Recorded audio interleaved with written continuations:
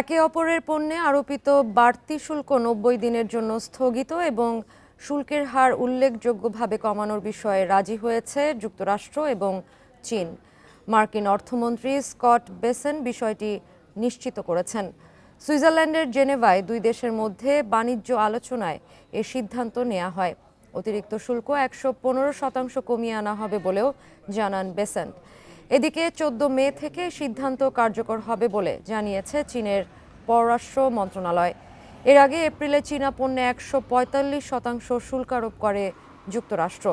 জবাবে ওয়াশিংটনের পণ্য আমদানিতে ১২৫% শুল্ক আরোপ করে বেইজিং। এতে পুঁজিবাজারে নেতিবাচক প্রভাব পড়ে এবং আমদানি রপ্তানি উল্লেখযোগ্য হারে কমে যায়।